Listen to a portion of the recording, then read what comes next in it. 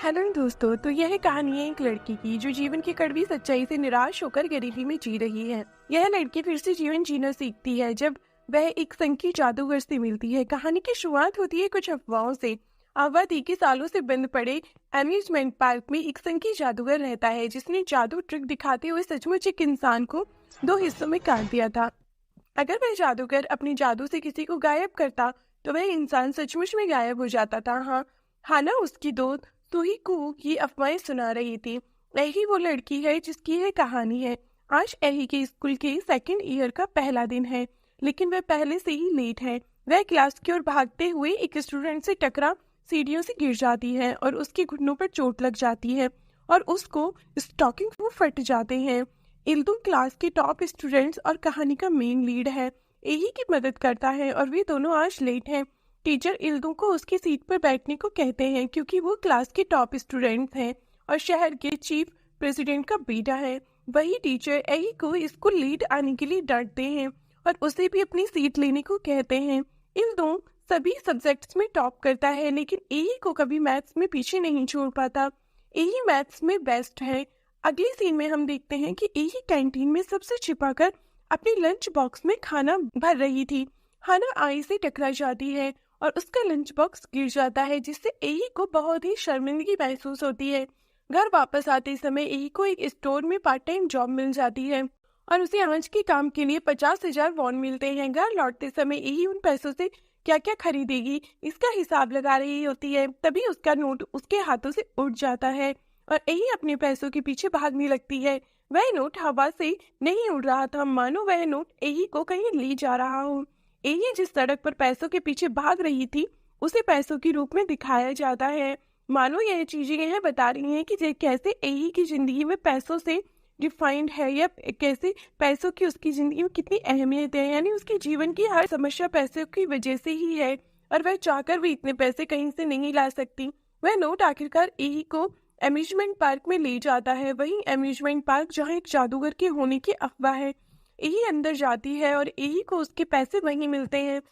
जब वह अपने पैसों को उठाने वाली होती है तो वह नोट उड़कर रियूल के हाथ में आ जाती है और वह वही जादूगर है जिसकी अफवाहें एही रियूल को अचानक अपने सामने देखकर डर के मारे अपने पैसे वहीं छोड़ से भाग जाती है।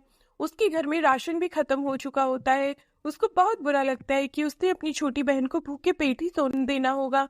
यूं ही समझदार थी, उसको अपनी आर्थिक स्थिति के बारे में अच्छी तरह पता था और ये भी कि कितनी मुश्किल से उसकी बड़ी बहन कुछ पैसे जोड़ पाती है।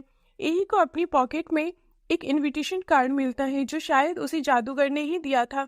वह वहां अभी उसे देख ही रही थी कि तभी वहां उसकी मकान मालकिन आ जाती है और उसे किराया मांगती है। एही ने कई महीनों से रेंट नहीं दिया था।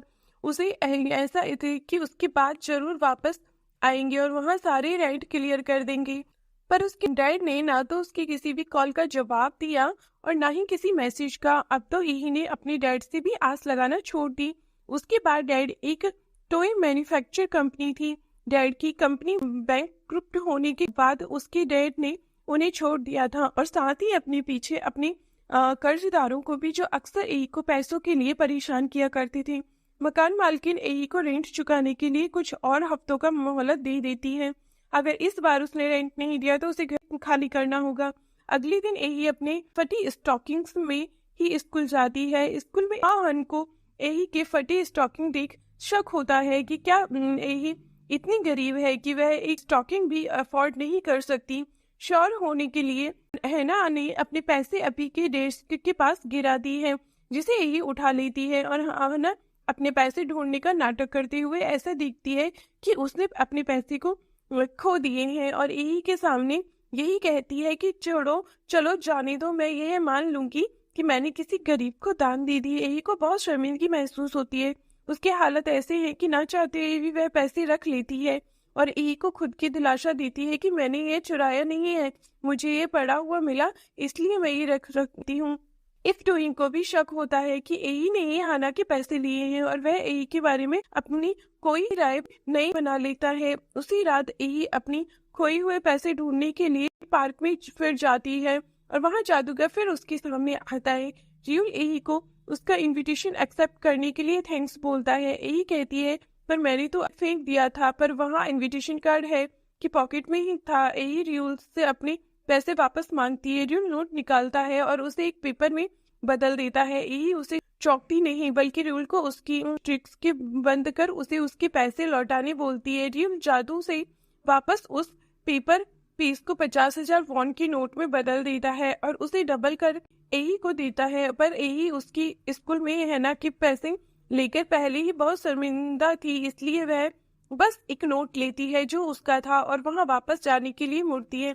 तभी रियोल एही के खुले लेसेस बांधता है और उसकी आंखों से उसके बाल हटाता है ताकि वे दोबारा लड़खड़ाकर ना गिरे। और उसके बाद रियोल जादू से बबल्स क्रिएट करता है जो छूने पर ठंडी थी। रियोल ने बबल्स को एही के स्टॉकिंग में हुए चीज से कंपेयर करता है, बेशक जिसकी वजह से एही को ठंड लग रही होगी। फिर यही वहां से लौट जाती है। एही को अपने कर्ज उठाने के लिए पैसों की बहुत जरूरत थी, इसलिए वह अपने बॉस से अपनी पेमेंट एडवांस में मांगती है। उसका बॉस उसे पैसे दे देता है। एही मन में कहती है कि शायद सब लोग इतने बुरे नहीं होते, पर तभी उसका बॉस उसे गलत तरीके से छूने लगता है, क्योंकि ऑब्वियसली अगर उसने पैसे दिए हैं तो बदले में उसे भी तो कुछ चाहिए होगा। आफ्टर ऑल इस दुनिया में कुछ भी फ्री में नहीं मिलता। वहां पर एही की हेल्प करने वालों कोई नहीं होता। मन में आवाज लगाती है कि क्या कोई है जो मुझे बचाएगा, और तभी वहां रियोल आ जाता है और वह एही के बॉस को जादू से गायब कर देता है। एही पूछती है कि तुम्हें कैसे पता कि मुझे हेल्प की जरूरत है। रियोल कहता है कि तुमने ही तो आवाज लगाया था। एही को यह जादूगर बहुत अजीब लगता है, कभी इसकी जादू ट्रिक्स लगती है और कभी असली जादू, पर रियल मैजिक जैसा कुछ नहीं होता, राइट? यही सोचती है और रियोल को अपने बचाने के लिए थैंक्स बोलकर वहां से चली जाती है। यही अगले दिन अपनी जॉब से रिजाइन कर देती है और वहां फिर पार्क जाती है। उसने भी इस पार्क के मैजिशियन के बारे में अफवाहें सुनी थी, इसलिए वह जानना चाहती थी कि रियोल ने वाकई में उसके बॉस को इस दुनिया से गायब कर दिया है। पर यही के इस सवाल का रियोल कोई सीधा सीधा जवाब नहीं देता और कहता है कि उसे नहीं पता कि उसके बॉस को क्या हुआ है। यही उसे फिर से थैंक्स बोल वहां से चली जाती है और उसे एडवाइस देती है कि बचकानी मैजिक ट्रिक्स करने से अच्छा तुम्हें कोई काम ढूंढ लेना चाहिए। रियोल कहता है कि उसे मैजिक रियल है, एक मुश्किलें भरी जिंदगी जी रही है जहां मैजिक पर बिलीव करना नामुमकिन सा है। रियोल की इस बात पर एही की आंखों में आंसू आ जाते हैं और वह अपना गुस्सा उतारते हुए कहती है कि मुझे नफरत है तुम जैसे इमेच्योर इनरिस्पॉन्सिबल लोगों से, जैसे मेरे डैड जिन्होंने अपने सपने पूरे करने के लिए अपनी जिम्मेदारियों को छोड़ दिया। रियोल एही को समझाते हुए से पूछता है कि क्या तुम मैजिक में बिलीव करती हो। एही जोर आवाज में कहती है कि नहीं। रियोल मैजिक वर्ड्स बोलता है और एक तितली निकलती है जो पूरी पार्क को जगमगा कर देती है। ऐसा लगता ही नहीं कि वहाँ पार्क सालों से बंद पड़ा है।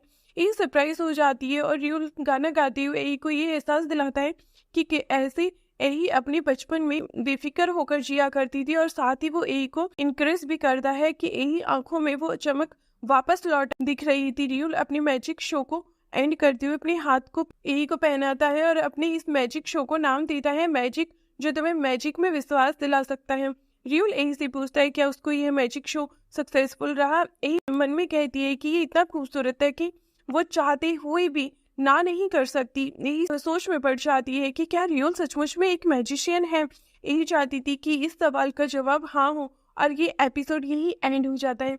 तो दोस्तों कैसी लगी आपको हमारी एक्सप्लेनेशन? आई होप कि अच्छी लगी होगी, और आप कमेंट में हमें सजेस्ट कर सकते हैं और नेक्स्ट मूवी की एक्सप्लेनेशन जो आपको चाहिए उसका नाम भी हमें बता सकते हैं।